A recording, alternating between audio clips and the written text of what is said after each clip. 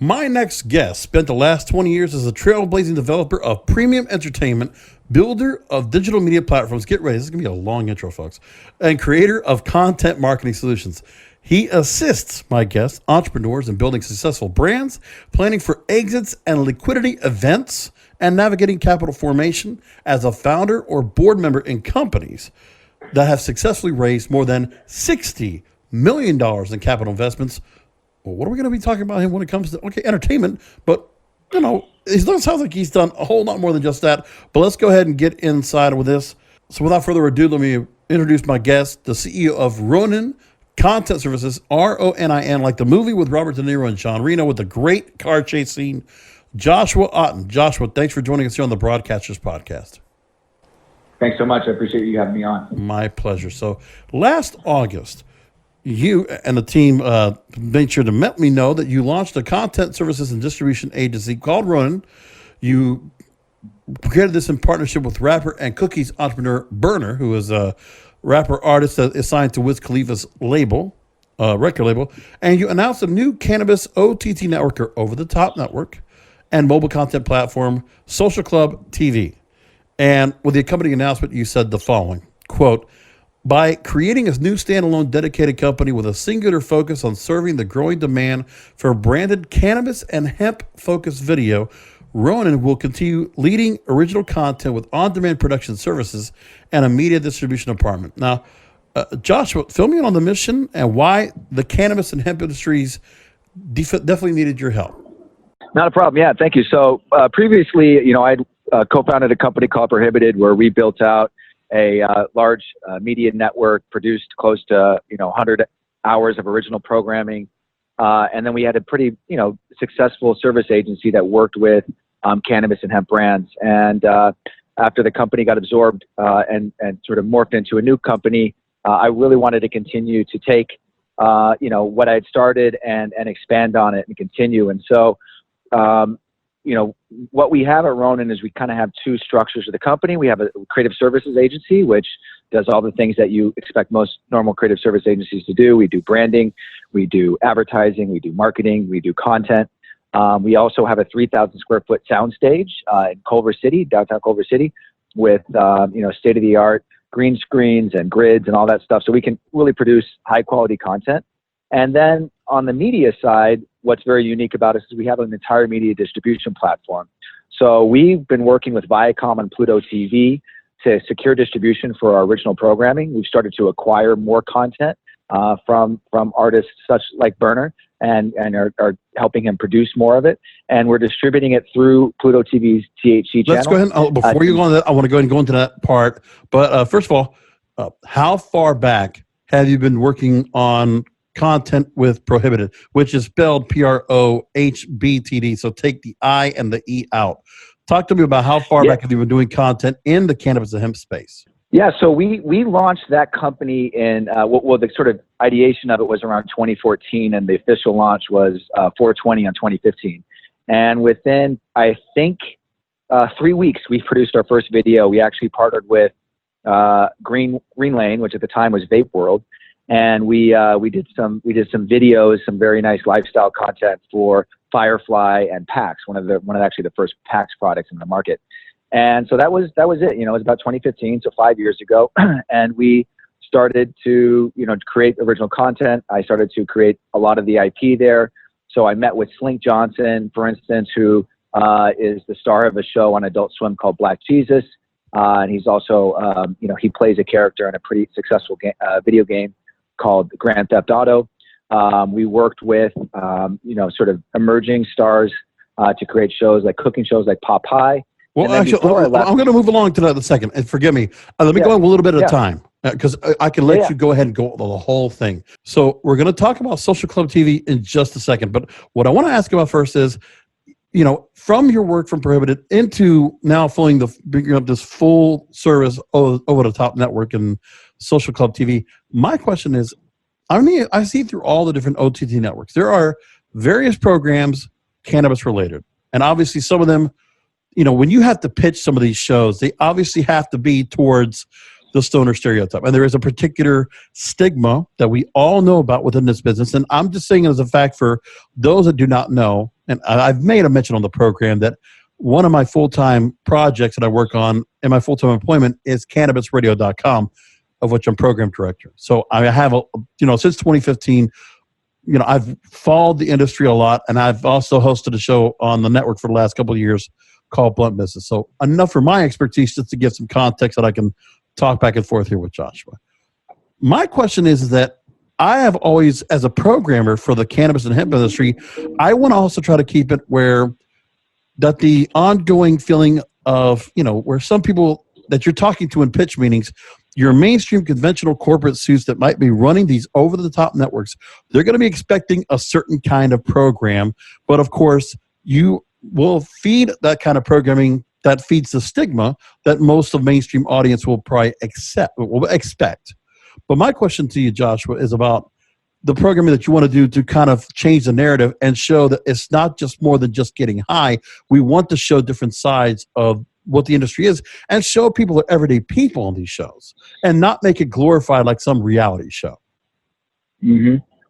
Yeah, so I agree. I mean, I think the way that you destigmatize and normalize cannabis consumption is by just showing it as normal, right? You don't have to always focus on medical patients. You don't have to sort of over the top focus on advocacy. You just show it in normal day-to-day use. And so I think that what we do to sort of combat the idea of the stereotype is who we partner with and who we cast. So, we actually work with some people who don't consume that much cannabis or aren't daily users, who are hosts of shows.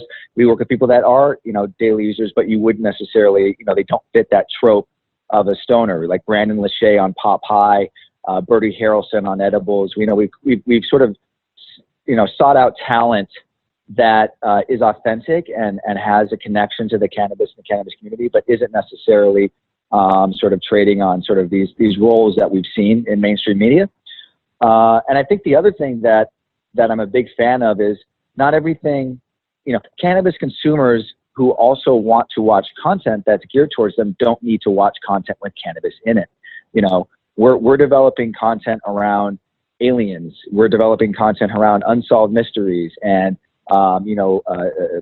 things of criminal justice and looking at documentaries about highlighting some of the issues with the criminal justice system. So we're expanding. We're getting into health and wellness as well. We believe that this market has been underserved, and frankly, we have all the fun weed pun shows for sure, and we have that sort of obvious. But there has to be a normalization where it's not like this is some taboo subject anymore. I mean, the truth is, exactly. We know that it's accepted as a political issue, it's bipartisan. As a cultural issue, the majority of Americans are in favor of it, and that would be the same around the world. So at this point, it's just like anything else. People just need to get there. There are certain people that are of a certain ilk that they're going to push back. But honestly, the truth is, it's a normal part of society. It should not matter anymore.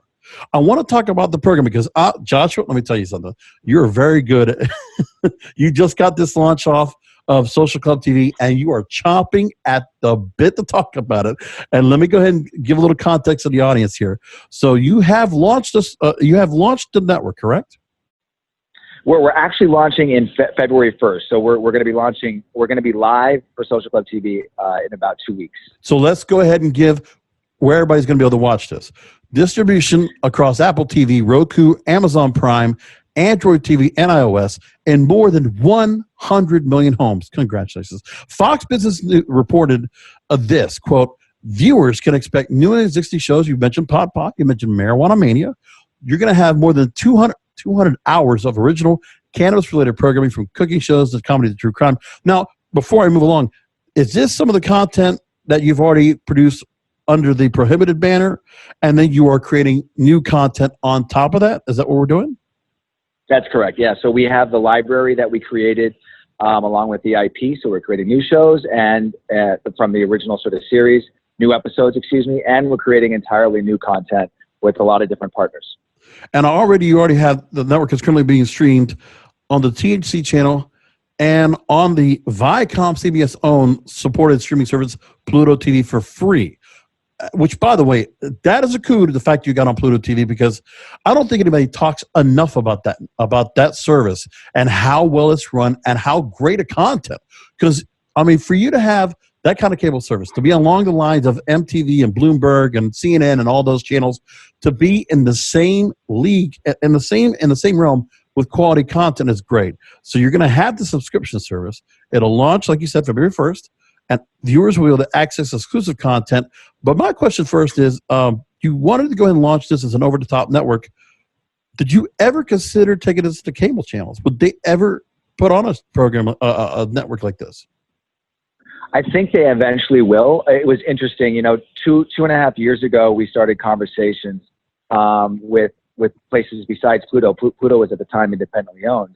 And the first thing was, our media sales, you know, their cable network monetizes through ads, right? So they're saying, look, we're never going to run cannabis ads, and we're afraid that our normal brands won't allow advertising in front of your content. So we just don't want anything to do with it. And what's happened now is that not only are these quote unquote sort of non-cannabis or normal brands not afraid, but they're clawing at it. If you look at brands, some of the stereotypes of the brands, like Oreo cookies or Grubhub, these are brands that want these consumers because they believe that they're a good fit demographically for what they're trying to sell or the services that they're trying to promote. So we went from basically not being able to get, you know, mainstream distribution to being able to point to our relationship with Pluto and say, hey, you know, these audiences are watching for an average of 35 minutes per session, which is stunning. I mean, the average view time on a Facebook video is 10 seconds. So we have audiences, you know, we did over 75 million minutes watched last year just on Pluto alone. So we can go to other cable networks and point to the success and say, look, these are the stats. You can look them up. You can confirm them. An average view time of over 35 minutes means they're watching over a half-hour content block. They're also watching the ads, and, you know, they're tuning in. And so the content works in that format because Pluto is a linear cable network style format. So we're hopeful that as we start to see other mainstream brands outside of cannabis and hemp adopt this, what we believe is that will also further normalize the content. It'll further help get ad revenue in from non-cannabis and THC brands, which will help us expand the network. And, you know, it's kind of a bit of a self-fulfilling destiny. So you have, now, as your work prior to Social Club TV, your company, PRØHBTD, has been servicing as one of the digital disruptors in streaming media. You've been servicing a lot of great projects out there for a lot of different platforms that'll go ahead and host your content. And you've been able to develop, produce, and creatively direct 18 different strives and shows across a variety of formats under the title Chief Content Officer on more than 18 networks and platforms. And you have partnerships with Post Media, Daily Motion, and Pluto TV. And the content has also been distributed on proprietary channels of Apple TV, Roku, and Amazon Prime. So you had to create these relationships, and to be able to go and know that you were going to be able to offer a particular kind of content. And obviously there's other providers of cannabis and hemp related content out there looking to get to those same audiences and to also reach those same, you know, those platforms to go ahead and get that content out and get it distributed. Talk to me about how you're able to go and foster these relationships, because obviously that stigma's there, but you had a lot of people open their ears and their eyes to the ideas. Yeah, I agree. So, you know, early on, we you know, one of my co-founders had a relationship with the CEO of Pluto, and again, you know, their business model was they wanted to service a large variety of niche, you know, quote unquote niche content consumers that wanted to watch, you know, content under different categories, and so they recognized that, you know, cannabis under this THC label would be one of them. And so we were really one of the few, I would call, broadcast quality content providers that could produce both the amount and volume of content that is needed for that sort of relationship. You just can't produce, you know, an hour a month and have that sort of distribution, but it also has to be quality. It can't just be, you know, a cell phone at your couch smoking a bong. So I think it's a unique thing in the sense that it wasn't just the ideas or the shows or the IP. It had to do with the execution as well. Having a great team. I mean, we were really lucky. We had an amazing team that At one point we scaled up to do about 35 episodes or, unique episodes of content a month at around 11 minutes, and all of it multi-camera, 4K broadcast quality. And so we really were able to scale it up. And, we didn't find a lot of resistance necessarily on things like Apple TV or Roku, but it was still tough to get other people to pay attention to it.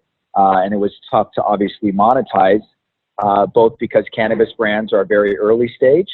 Hemp wasn't really a thing 3 years ago in terms of CBD brands, and the mainstream brands were staying away. Now, I want to ask you, obviously your content is drawing an audience, but what I'm going to ask you about is, take me inside when you are trying to create content. If there are certain components you're trying to create within certain projects that will draw more people to be interested in what you're doing. I mean, what is it that you do to try to get the fringe element, the mainstream audience to attach themselves or to engage in new content that Prohibited or through Social Club TV creates? That's great. So if I can understand, you're saying, how can we engage these audiences and get them to actually want to sit down? Outside of the core audience, how are you drawing other listeners, drawing other demographics? Absolutely. Yeah. Yeah. So I think part of that is expanding on the content we create. So I think, again, our initiative is to go beyond what I think people would anticipate as what a cannabis consumer would watch. And so we're going to have content that would expand on it. Health and wellness is going to be a huge category for us this year. And I think health and wellness, you have a nice crossover between cannabis consumers, hemp consumers, and people that are paying attention to their health. And so health and wellness content is going to be big for us. I think that's going to be a pretty big draw, as well as comedy. Comedy cuts across all cultures, all genres. It's fun. We're working on a couple of pretty awesome relationships with some bigger brands and other publishers who see a crossover of what we're doing.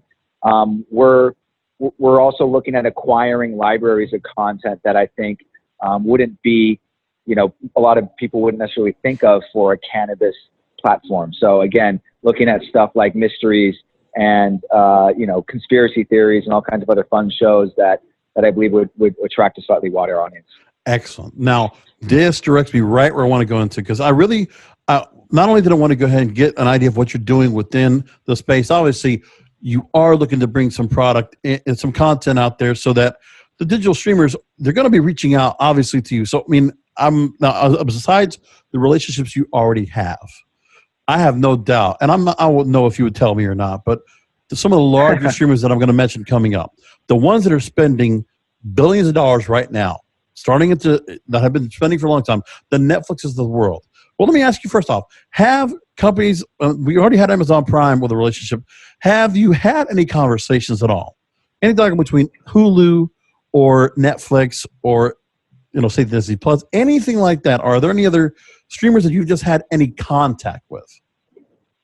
Yeah, so look, I have relationships with all of the major OTT and streaming platforms. My background, I spent the first 7 years from 2000 to 2007 in premium content. So I have relationships there. We've done a couple of meet and greets and road shows to pitch them content. Admittedly, this was over 3 years ago, and I think there was that sort of concern. But look, Netflix, after we created our show Pop High and released it, Netflix did a series that was kind of very similar. I don't remember the name of it, but they basically did a cooking show about people cooking with edibles, and it was a contest. It was a sort of a cooking with weed show. So they're not opposed to it, and they're starting to lean in more.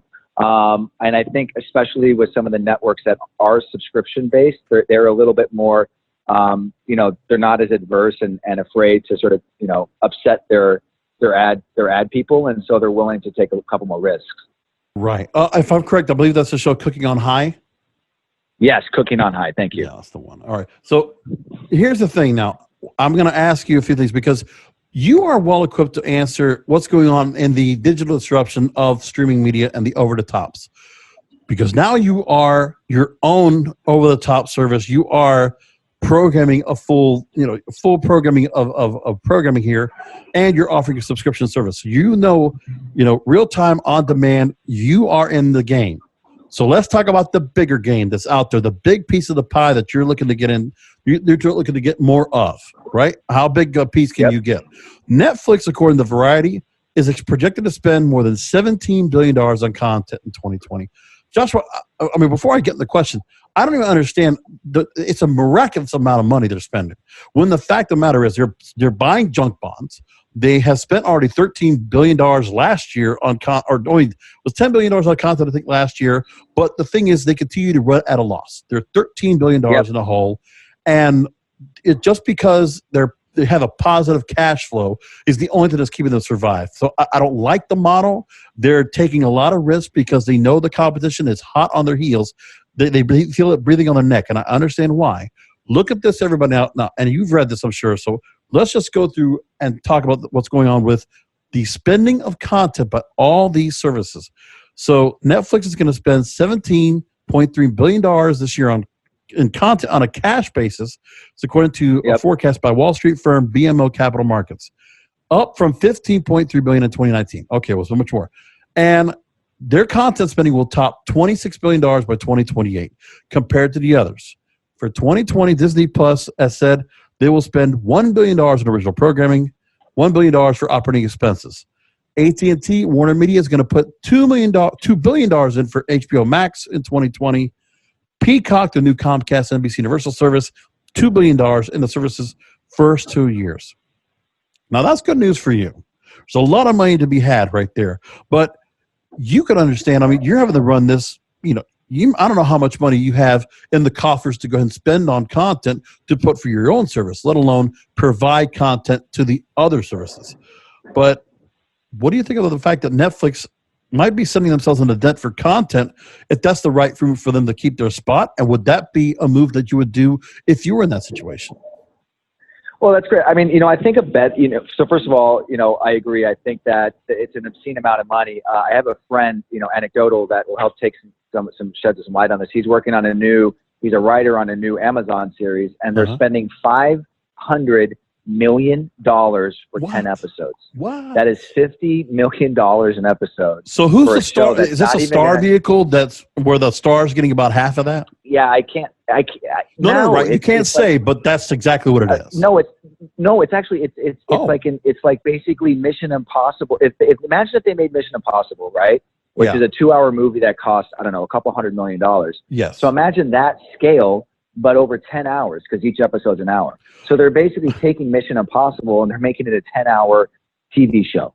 And so, but the budget, they're doing that style of stuff. So yeah, sure, the writers are getting paid, but and that content takes 2 years to write, produce, and get out. And so, imagine you watch it, you like it, now you're gonna have to wait another 1.5 years or 2 years to even see the next season. So the scale of it's insane, and I think it actually helps us because I'll tell you why.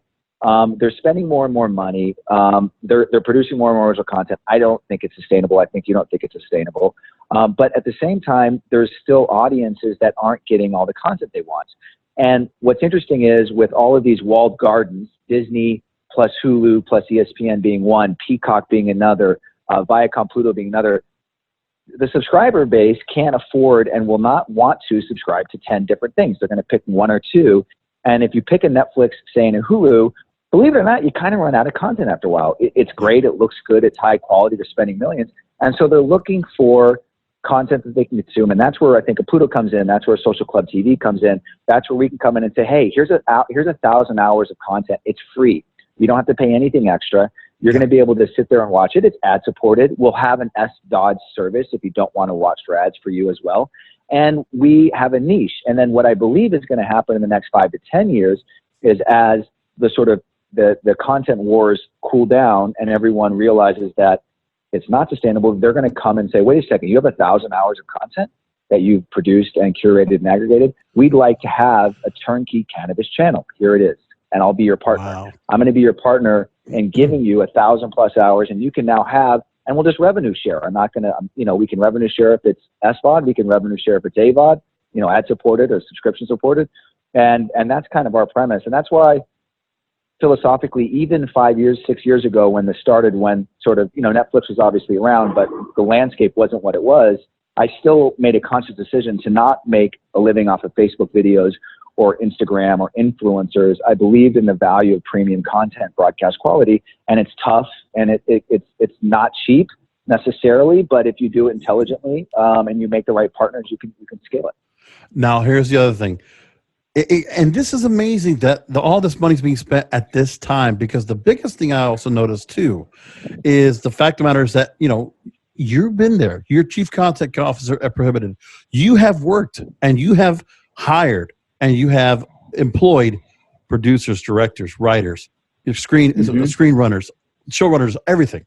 You have that there. You understand the plight of the real people behind the scenes, behind the talent that's really making these projects sing. Here's the other problem, is that we know the labor unions are right now in a big mess, because I've been talking about this since December of 2018, when I knew the WGA, the Writers Guild of America, and the Association of Talent Agents, the packaging deals that they were doing beforehand, that they wanted to go ahead and get the old guard out. They wanted to make major changes. We get to April 2019. They decide, okay, we're at a stalemate. If you don't sign this code of conduct, you change your ways, talent agents, screw you. We're burning the deal. We're going to just let our writers walk right out. And they did it. And now we have lawsuits, multiple going on. So now, more than a decade after writers shut down Hollywood, which was about 100 days, studios and networks are now preparing for another potential walkout that could disrupt Hollywood. So now, Hollywood's entering this, and this is because of the digital revolution. Not just the old guard, let's change the whole ways. You now have, and then there's a story that goes in from Variety also talked about this as well. But here's the thing. Now, the stake is at the studios, which are the throes of launching new direct-to-consumer services. So now, Peacock, HBO Max, they're coming out, what is it, May 1st, July 15th, and May 1st is when the Writers Guild of America ends their deal with the AMPTP, Association of Motion Picture and Television Producers, I believe it is. So AMPTP, the SAG-AFTRA is right after that, and nobody is ready to negotiate. Netflix will try to do their own solo deal. How do you see all these simultaneous labor strikes, which I'm so surprised. I think Deadline writes about it. Nobody else reports about this. I have to go digging for news about this every week. What do you think about what this is going to do to the writers, agents, producers, affecting OTT services like you, content providers like you? How is this going to affect you, and how are you seeing this playing out? Well, so how it affects us is, number one, I've always supported paying, living wages to anyone in our company. So that means they're a PA, or they're a day player, or they're a full-time social media person. This idea that you can live and work in Los Angeles and pay people 12 or 13 bucks an hour, or even 15 bucks an hour, and expect them to work 12-hour days, I think personally it's just not right. So we do that. I'm not a guild signatory. I'm just too small for it. I couldn't, I one guild operator on any of my positions would, eat most of our budgets. We operate at a $300 to $400 cost per minute basis. Wow. And so, but if you look at the quality, I think it stands up to, some of the Vice type content, which is maybe closer to $2,000 to $3,000, even $4,000 per minute. So for us, honestly, I don't think we're going to have an impact in sort of the content we're producing or acquiring. What this means long term, I think it's unfortunate. I think there's a lot of greed. I was always shocked at the whole idea of packaging. Personally, I mean, look, my first job in the industry, period, really my first job out of college was I was on a TV lit desk in UTA in 2000. So I was there back over 20 years ago, or about 20 years ago, when you had an NBC studio selling content or producing content for Fox Network. You didn't have even the full vertical integration back then. And I just think I was shocked, because I was like, there's no way, the agents are going to have to figure out how to give something, because they're doing a packaging deal when in some cases, all they're doing is they're like, oh, here's a director and maybe one actor, and we want to package the show. And it's like, well, you're already, you're basically, what you're doing is you're eating off the bottom line. You're taking money from not just the writers, but from everyone, because all of these production budgets are zero sum. They are what they are, right? If you have a $100 million budget, it's a $100 million budget. And if all of a sudden your agency comes in and says, well, we're going to take 10 million out of it, it's not just the writers who suffer. You're taking money that can be used for craft services, for makeup, for hair. And the old model was they just commissioned the people that they got the jobs for. So the way that happened was unfortunate. I think the studios didn't want to get involved for a variety of reasons, the majority of which was their budgets are zero sum. So it's not up to them to fight who gets a piece of what. So they were fine, letting the sort of those two fight over each other. So where I sit and I look at the landscape is what we're really seeing is we're seeing writers and producers and actors who don't have long-term contracts, who are constantly working job for job. They're smaller episode orders, so even though they're bigger, it's a $50 million show. Everyone, oh, it's a $50 million budget. Does not mean that the writer makes, a percentage of that $50 million. And in fact, they'll be booked for longer because it takes longer to write, and maybe some of them will stay on through production. But 10 episodes ends up being 10 episodes, and whether it's a 1 year or 2 year job, you're immediately looking for another gig. And that's the way the industry has always been. That's not kind of the issue. I think the issue at hand is that the people who aren't creating the content at the end of the day, whether they're helping pay for it or they're helping secure the jobs, are taking a bigger cut. And I can even tell one more anecdote if you have time. Look at Discovery Communications. The deal with Discovery Communications used to be this: you pitch a show, right? Reality show, docuseries. They would buy the show from you. They would own the IP, and they would pay you to produce it, and you would produce it for them, and then you would get hired on, and you would stay on, et cetera.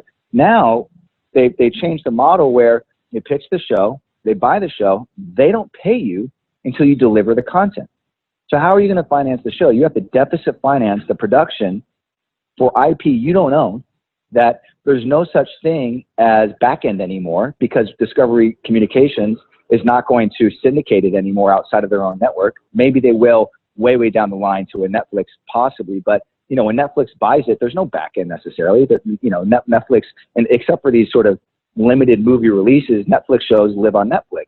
Whereas back in the day, you would work on a show, NBC Studios, you would do this, you would do that, then it would sell them a syndication, and you would see royalties. So, even in that world, you have producers who are having to deficit finance reality shows, not getting paid until they deliver them. And if your margins are 30% or 20%, and you have to finance your own content that you don't own, and that costs you 5 or 10% of the loan, it cuts your profits in half. So it's a pretty grueling industry in general right now. And I want to bring up some more about that, as a matter of fact. But I'll tell you one thing: you mentioned about Netflix and the fact of how they're putting out limited releases of movies, and really it's for your consideration. They wanted to get the Oscar nominations, and what was it? I forget what was the Deadline of Variety talking about the fact that because of the $13 billion that Netflix did, they got all these nominations. Well, is that really worth it? I mean, okay, so you're showing that you spent less money to create movies than the studios did, and the Oscar and the Academy, the Academy decided to go ahead and nod to the Netflix crowd to credit their movies or TV shows, and the same thing goes for the Golden Globes for movies and TVs, and the SAGs. It's like just for notoriety isn't really so much when it comes to your bottom line, because subscriptions are not holding us solid. But let me go ahead and go ahead and make a point. I'll go ahead and get to my next question. Yeah. So, I would say, look, they're not doing that for subscribers, and they're not doing that for notoriety. They're doing that to attract talent at the end of the day. If you want to get marquee A-list talent, how are you going to do that? And we're talking before Netflix started spending the money. Besides the money, you're talking about, top level actors and actresses and writers who may not need, quote unquote, the money. They have the luxury of choosing their own projects. So a lot of these, for a variety of reasons, actors, actresses, directors, writers, they, for them to get an Oscar nomination or win an Oscar is a big deal for them, obviously. So for when I look at them spending that money, it's not a subscription acquisition, retention thing. And I don't think it's for even the news as much as it is to point to talent agents to say, hey, you're going to bring your A-list stars for us, because not only will we pay them, we'll get them recognition. So let's go last couple of years for the Oscars. The examples of Roma, I think it was winning, I forget if it won Best Picture for Academy Award 2 years ago. And it was just a foreign film that Netflix acquired to release on their own platform, as opposed to getting to the theaters. The Irishman getting nominated this year is the same thing. But the thing is, if you're trying to attract stars like they are now, then again, we've seen movies that have been, produced as star vehicles, say, Julia Roberts doing Homecoming, which I don't think was that great of an event. Triple Frontier that Ben Affleck done, which was kind of a half well done movie to me. I just thought when you're leaving it to the talent to have their own executive producer title to certain productions where they don't have the management of the big moguls telling them, no, the story should be like this. They want to have autonomy.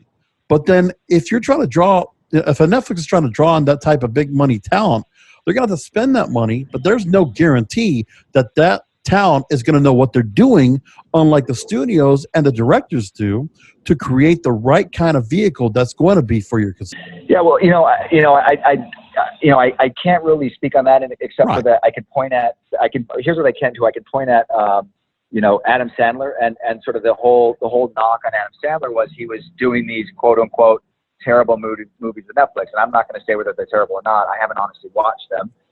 But they were kind of lowbrow, and everyone was surprised, and then everyone said how bad they were, and they had whatever 4 or 5 picture deal, and Adam Sandler lost his way, but I don't think he cared. He was having fun. It was a great way for him to hire his friends, and then by the way, he did Uncut Gems, and he did a sort of an Academy level movie afterwards anyway. So it is, I don't know if there's a rhyme or reason, but I think they're trying to play in all the sandboxes, and it's interesting to see what happens.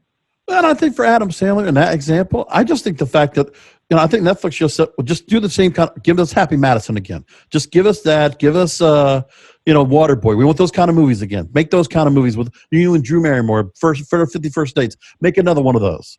So I think there's probably something to be said about what they told them to go do. And maybe there's just like, okay, well, at least I get to do it my way. So that's the whole point. Right. But I mean, that really comes down to it. Now, back to, the people that you are hiring for these projects, because this is where I want to get to, which I think would be a great opportunity for you, Joshua. LA Times put out a long story this past week about the upcoming labor issues, and this is what they said. And this is the real crux of when I talk about the content creators, for the people that are really doing the hard work, putting their hands dirty, getting the productions done on time, under budget. Studios, quote, production companies and guild members are all eager to avoid a sequel because the last disruption cost the state of California an estimated 37,700 jobs. That's huge. And $2.1 billion in lost output from late 2007 to the end of 2008, according to a 2008 Millikan Institute report. The Writers Guild has reported that employment for film writers has reached levels not seen for 20 years, with about 1,000 screenwriters reporting more than $100 million in earnings each quarter, up from 700 writers in prior years, and nearly 5,000 members working in TV for the last 5 years. So the thing is, these people are not going to want to cross picket lines, but for outlets that are not anywhere involved in the labor unions, I would imagine, like you said, if they're not going to go ahead and work off of the union pay, and it's something that you can't necessarily go ahead and fork that much into, if they're going to go ahead and come off the union banner and take projects where maybe they just go ahead and go independent and decide, what, I can't work with having to pay my dues. My dues are not getting me anywhere, and now I'm stuck in another strike. So how about I just get out of this, extricate myself, and work with a company like Prohibited and work on content for Social Club TV? Do you think there's an opportunity in terms of content and personnel that might get to work with you guys? I don't think that the strike necessarily or sort of any labor issues would have a meaningful impact on sort of our ability. But listen, I have a lot of friends who work in the industry. I see, it's fun. They love pitching to us. They love coming to us ideas, and I think they don't really know how to approach it. Meaning, again, we're at a lower budget tier. I mean, I like to say we're again, from a content perspective, the value, how the perceived value and the quality is up there with the Vice, but then the gap between Vice and Netflix is massive.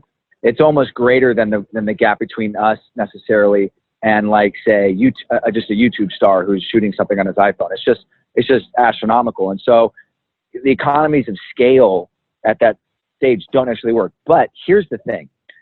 There's a show called Dope State that we distributed, and I helped exec produce.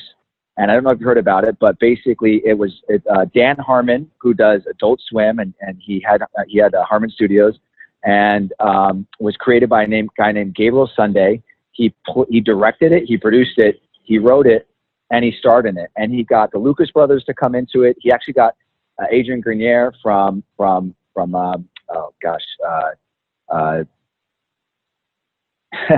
help me out.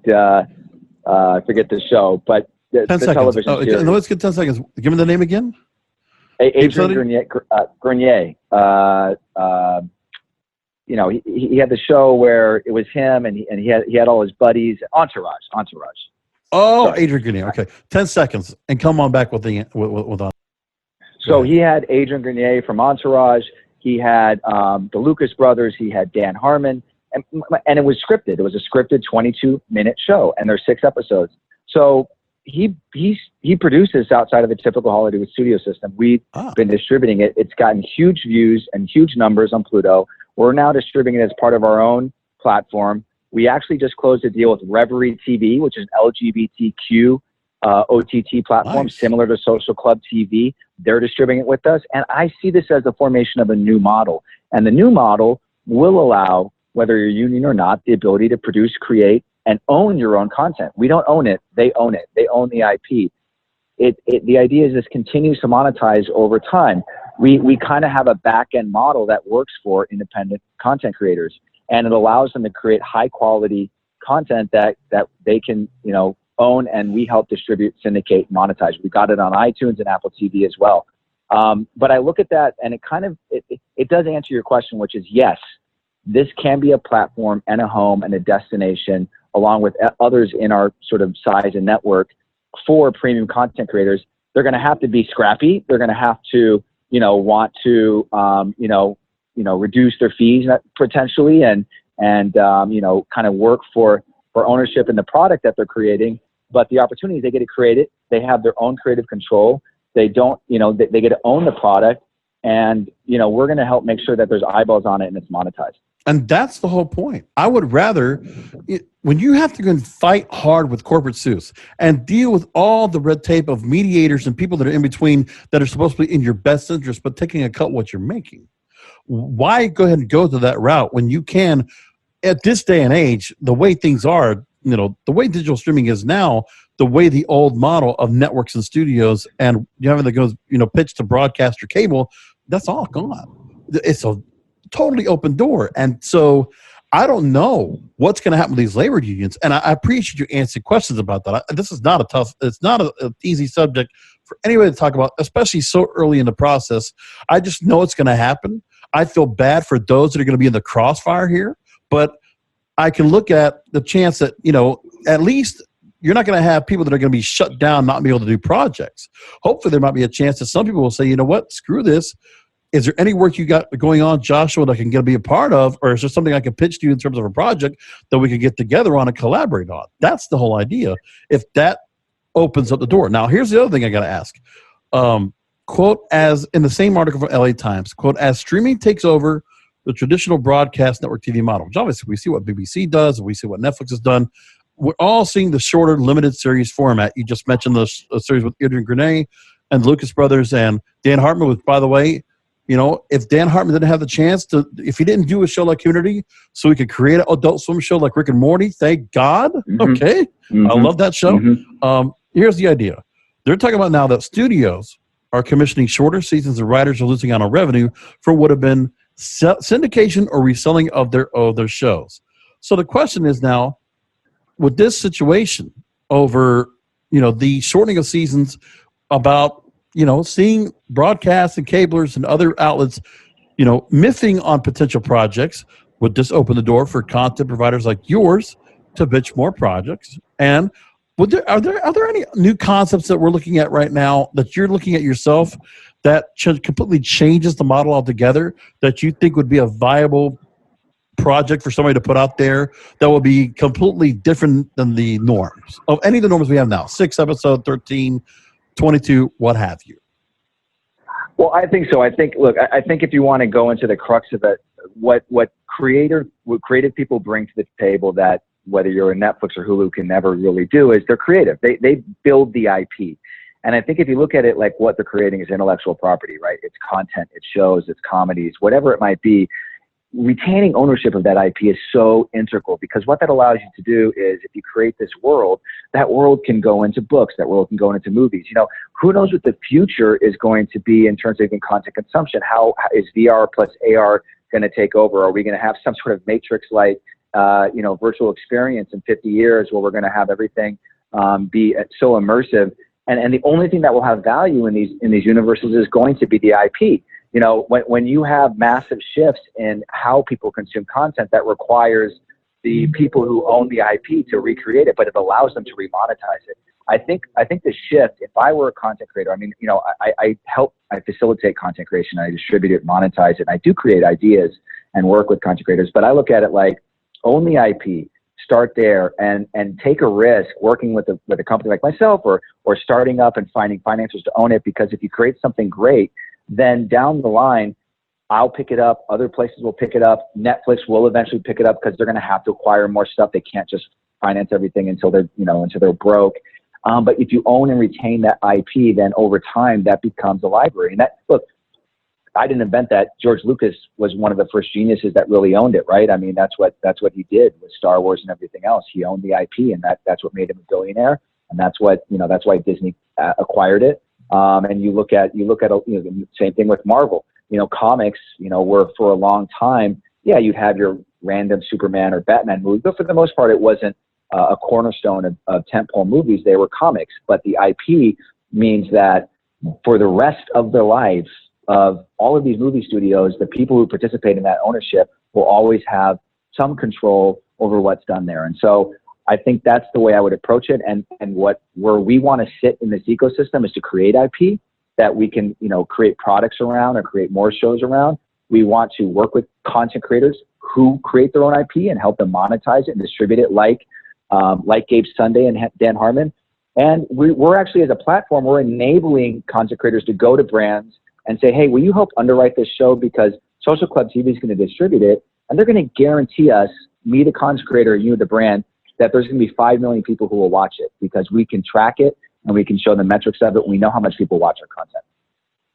What's also interesting, and I want to bring up, and I really appreciate you answering questions about when it comes to what the content creators, because really I'm talking about the union stuff with you, because from the content creator standpoint, and for those that are working with content providers, and for networks like yours, with PRØHBTD and Social Club TV, these are important questions to answer. And for those that are content creators that want to be a part, they need to understand what the situation is leading into what's going to be happening for this year, because the environment's changing. It's ever changing. The ground underneath them is definitely shifting. The tectonic plates are moving around. It's like an earthquake as if it's in California.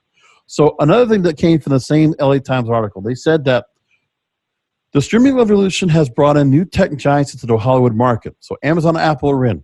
They don't have a history of dealing with unions. Netflix, which is not a member of the Producers Alliance, the Los Gatos company, has started forging its own labor deals, including a landmark contract with SAG-AFTRA this summer, which would give it a competitive advantage in the event of a work stoppage.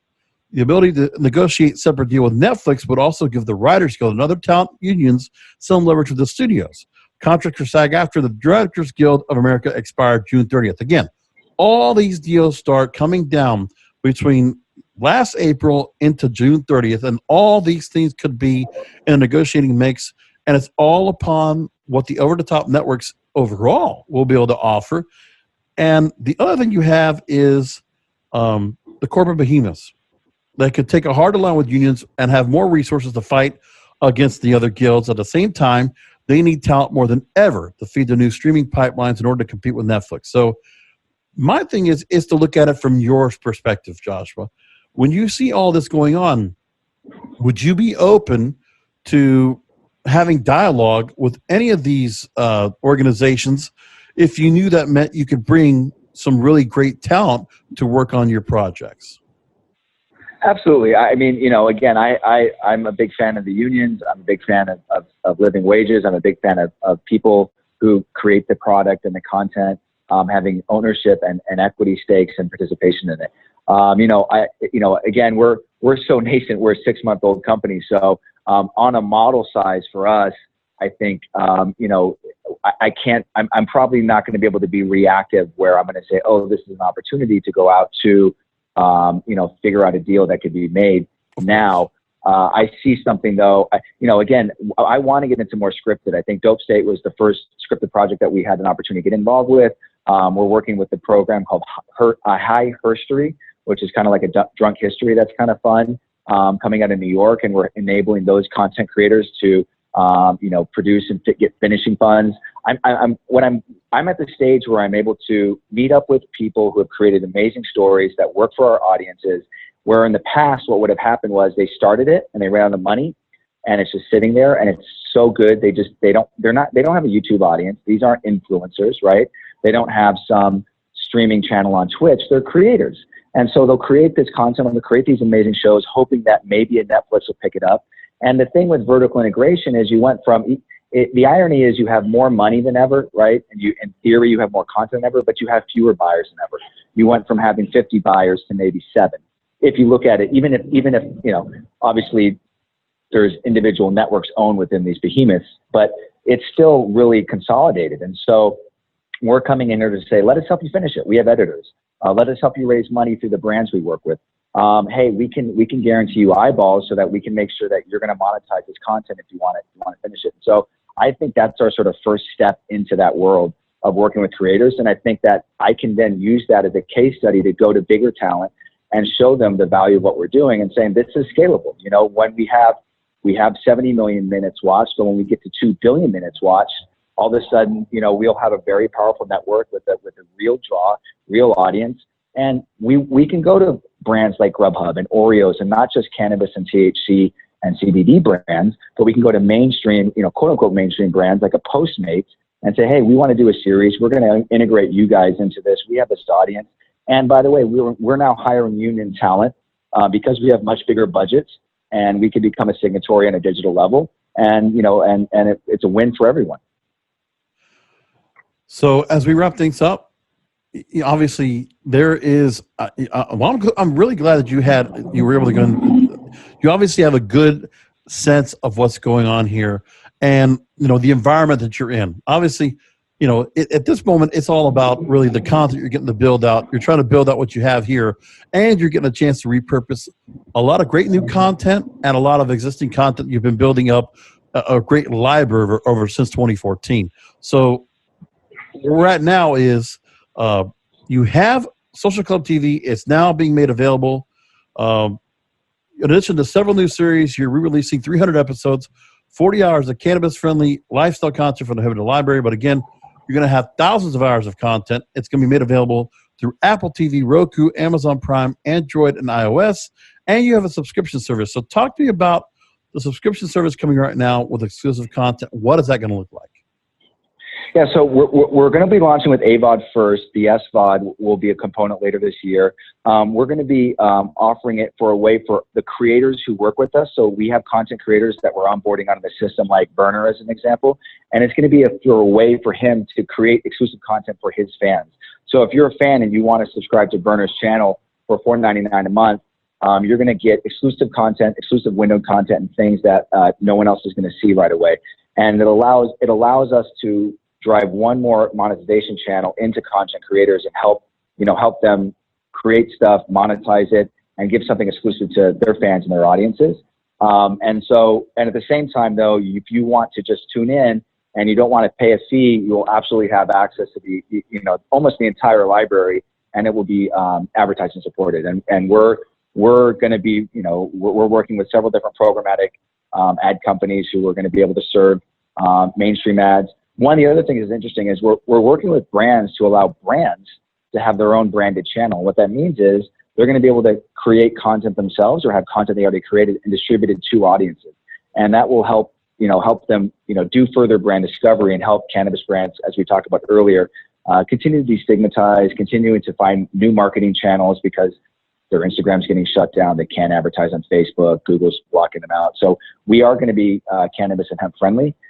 We will be compliant as well. We're going to follow all the California state guidelines in terms of, making sure the percentage of our audience is over age.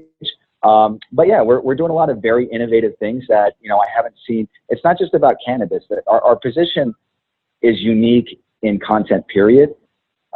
There's several different companies that are doing content aggregation and distribution on OTT. There's not a lot who are doing that and creating original content on top of it. So, we're not the only ones, but I think our approach is pretty unique. That's fantastic. So again, Joshua, thank you so much for making time to join us. Again, Joshua Otten, the CEO at Ronin Ronin Content Services, co-founder of Content Original Productions at Prohibited, PRØHBTD. Please take a minute to go ahead and let our listeners know where they can find websites so we can look at everything for Ronin, Prohibited, Social Club TV, and where they can follow you and what all you all are doing right now leading forward, so we can see some new updates on new programming, things that are coming up. Before I ask you for that, I see that you have Pot Pie, you have Marijuana Mania, you also have programming that you're creating that is alongside with Masters of Glass with Abdullah Saeed, Pimp My Grow with DNA Genetics and Be Real from Cypress Hill, and you'll have edibles, you'll have high tech, so a lot of great programming. Tell me where they can find all this. Thanks. Yeah. So you can actually go for Social Club TV on Instagram, and you can follow us on Instagram and be updated to when the platform will go live. In February, you can go Roku, Apple TV, Amazon, iOS, Android, and starting February, just put in Social Club TV and we'll pop up there, and you can download us and watch us and get access to all the content on launch day. And then, for production services and all the other sort of stuff we do, RoninContent.com, RoninContent.com, also has links to all of our other sites and stuff. So that is, we're really excited. And look, I really appreciate you having me on. I appreciate the in-depth conversation. It's a fascinating time to be in this environment and how quick everything is moving. So both from a cannabis perspective and a content perspective. Absolutely. I do appreciate you making time, and thanks for really putting yourself out there and talking about everything. And, thanks for making the support with the cannabis and the hemp industry. Thank you for getting yourself out there and, putting some great content out there. Something that's definitely niche, different, and is opening the eyes to people to normalize the cannabis and the hemp industries. I think it's really great work that you're doing. Thanks again for joining us in the program. Thanks for having me on. All right, Joshua, we're cleared. As this is what I'm going to be doing. You're going to love this. So, as I mentioned, I actually host programming for 2 different networks. So, for the Cannabis Radio Network and for this program, which is the Broadcasters Podcast, is my own independent venture. I'm going to repurpose what we did here, and I'm going to put it on as an episode of Blunt Business. So, I'm just going to thank you. Little voicing over, and then I already had about half the questions that'll let me fill a half-hour program. I'll put that together and get that ready to go. And I'm going to also include that on the show there too.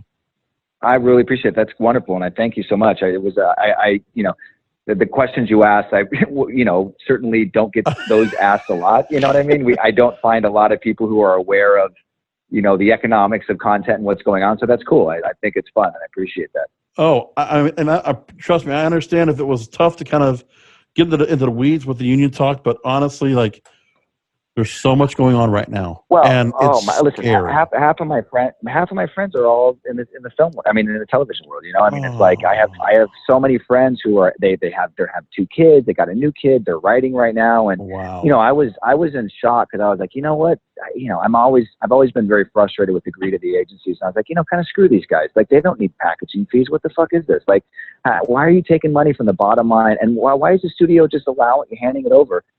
Exactly. The whole thing was so, and now on top of that, they're going to have these strike. Yeah, it's going to be ugly. There's going to be, and none of these people are rich. The people think, they make $200,000, $300,000. They're making $35,000 an episode. Yeah, you're right. Maybe they're making $30,000 an episode, but they might work 10 episodes in the course of a year and then have 6 months to find another job. And then one day those jobs just are done. And there's, the royalties and all these other things just aren't, there's no syndication anymore, Mm-hmm. When I was at UTA, I was there when they made the Jim Carrey deal, with the Jim Carrey show, where he was, in Cleveland or whatever. That was a $500 million deal. I was these were all, and this was the standard. Ray Romano, I can't say Ray Romano. These are all, thank you. These are all $250 million, $500 million, $1 billion Seinfeld deals. And that's what you worked for. And so, there was this huge payday that just will never exist again. And, it's just, anyways, it's a whole nother thing. My thing is, I appreciate that. But that's what the program is for. The Broadcasters Podcast is meant to be, because I'm supportive of the content creators. Again, exactly. I mentioned on this program, and I close the show every week. I say, listen, content is king. The control of your content is in your hands. And people need to understand that, I'm trying to fight back as a small voice in this industry to say to myself, man, I've watched what the plight of, for TV and radio and for newspaper. I worked in those industries, and in podcasting, Yeah. I've been in it since 2005. And the thing is, this is the outlet for me to go ahead and fight for the other industries that I got the chance to delve into and be a part of professionally. Well, it and bothers that's what me. Well, and listen, that's what I'm a fan of, because I'm going to these content creators who don't want to just create stoner videos, who are creating really cool stuff. I mean, I'm really excited about a lot of stuff that's going on and we're coming out with, and they just don't have an outlet. And they're like, man, I just put, some of them are putting $150,000 as their own money, their family money, and they're sweating and they're not paying themselves and they're putting it together for a year. And then what are they gonna do? Just throw it up on fucking YouTube so 5 people see it? And what's the value in that? And so I'm able to come in and say, hey, I'm going to monetize this with you. Hey, tell you what, go to some brands. We'll help you go to brands. Let's show it to them. We're going to guarantee them millions of eyeballs, because I can do that. I have the distribution, and we're going to sell it to them on a CPM basis. I think the next wave, personally, is not about Netflix or SVOD or anything else. I think the next wave is content creators going direct to brands with the power to create content, and then they just need distribution partners like myself. And then you close full circle. Because at the end of the day, the brands want the audience, and they don't care if the audience is on Netflix or Pluto or my channel. They want to know the audience is real. So right. I was talking to another guest today about the same thing. She actually was a network executive, and she worked for the Hub Network. She did CW. She worked for CBS. And I'll tell you, the other thing too is that, it doesn't matter where people are watching it at. There is no such place as that. The one place to go for content. YouTube can be a place. Everything's a place. Yes. Now. Yeah. The person who watches an hour of Netflix is no more premium than the person who watches an hour of YouTube. The point is, the difference is how do we connect them? And I think platforms like myself and other independent platforms that are working are the sort of glue that can connect the content creator with the brand, because they always will need distribution. The key is to get distribution where you're not losing control, and that's what we offer. Exactly. So, hey, I appreciate that. Well, thank you so much. I look forward to the link and listening to this, and I appreciate pleasure. Let's definitely keep in touch, Joshua. We'll definitely keep in touch, at least with the cannabis radio side. Anything comes along, anything we want to promote, just, please go ahead and let Greg and Eric let me know. Just, I already talked with them already for other guests they bring on with me so we can talk together, but please do keep me in touch if anything comes along. If you don't have my email, I'll give it to you. Brasco, Brasco, like the movie Donnie Brasco, at cannabisradio.com. Yeah. Anything comes along, I'll reach out. Let me know. I'd love to keep in touch. I will, my man. Thank you. Thank you for taking time, and have a great rest of your day. You too. Thank you, Greg. I appreciate you helping me out with this. Yeah, thanks, guys. That was great. I was listening the whole time. Yeah, this was really good. And like I said, I'll connect with you and Eric about having it on both shows. It just kind of worked out like that. Yeah. I thought it would be a great way to go. Sounds good. I'll shoot you an email tomorrow. Sounds good. Take it easy, guys. Okay. Bye-bye. Have a great night.